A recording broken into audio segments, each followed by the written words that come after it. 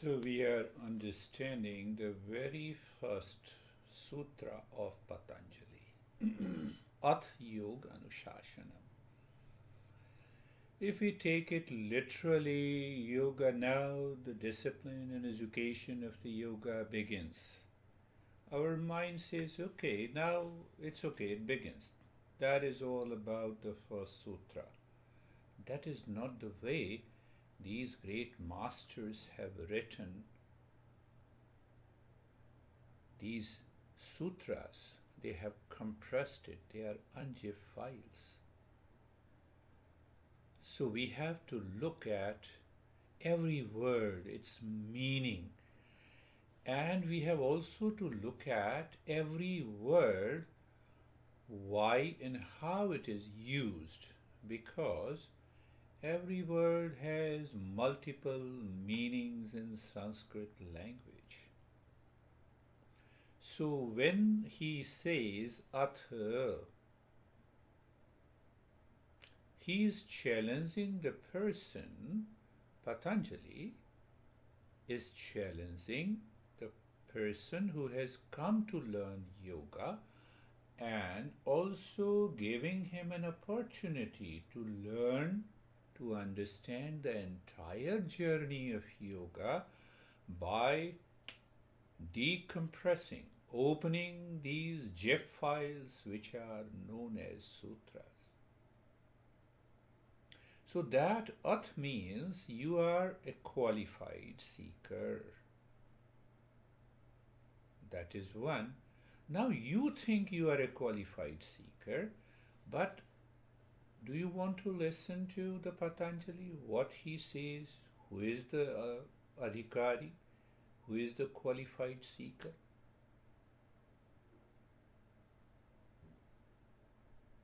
Because if I listen to the teacher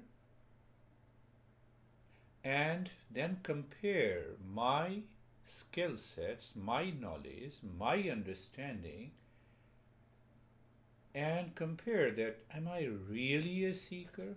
Then the journey of yoga begins. So you have some basic understanding of the yoga. You are living your family, professional, and social life with a great success or with some challenges. So Patanjali doesn't know that you have challenges in your life and you are concerned about those challenges. You have many failures and frustration, and that is why your mind says, now only one thing is left. Let me start the journey of yoga. Majority of teachers, they have done 200, 300 hours of teachers training, and they claim they know everything of the yoga. Patanjali is challenging that. Patanjali is saying whether you have done 200 or 300, 500, 1,000 hours, 20 years, 50 years. Check. Are you a seeker on the path? I will not go into detail, but I will pick up only two principles. The very first principle, that is known as viveka, and the second principle is known as vairagya. Even in the practice, Patanjali says, abhyas vairagya bhyam tan nirodha. Regular practice with dispassion included viveka. So he is asking every seeker on the path, kindly check, are you living in viveka? Normally translated as wisdom, means you are a wise person. You may be extremely wise in the material world. You have amassed millions of dollars. You have a big mansion. Normally people say, if you are not intelligent, how can you amass that wealth? You are a wise guy. You talk softly and gently. You present everything intelligently. You are an intelligent guy.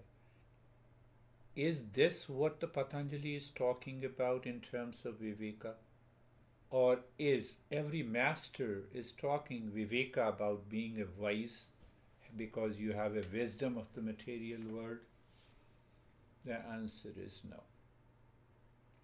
So the very first thing, you become a seeker. You know everything about the material world, but are you aware of the world beyond the material world? Are you able to separate the two? Where? In your mind, in the field of awareness, in your purified intellect. Why? Because then your mind and intellect knows the goal of yoga. It is very clear, and you live into that goal of yoga even when you are doing everything outside. Janak, the great Janaka, the king, was doing everything in his personal, professional, kingly life.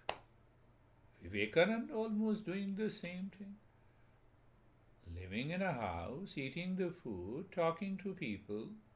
Outside, you are perfectly an ordinary guy, but inside, you are living in wisdom. That is Viveka. And what is that Viveka? Viveka literally means you are able to separate the real from the unreal. Are you constantly living into that awareness of the real and the unreal? Then the path is clear. You are seeking the real through the yoga and you are dropping what is unreal. That is what the Viveka is. We normally talk in a traditional sense that you separate real from the unreal by a simple example of a mixture of a sesame seed and taken and sand. So based on the properties of a sesame seed, you see the color and the form, you see the color and the form of the sand, and then you are able to separate the two. What about milk in the water? A little bit a complex process. And still you are able to separate because of the properties of milk and the water. What about real and unreal? Am I the body? No. Is my intellect clear that I am not the body? No. Viveka is not there. So it is a challenging task for the mind and the intellect to go through the teachings of many principles to reach to a purified intellect that is capable of separating real from the unreal, ignorance from the wisdom. And the moment you are there, in your head only, you are living in Viveka. And that makes you a qualified seeker. What about Vairagya? Patanjali says, in terms of the practice, applied Viveka is Vairagya, is dispassion. So what happens? Now you are approaching the Master. Why you are approaching the Master? Master, guide me about yoga.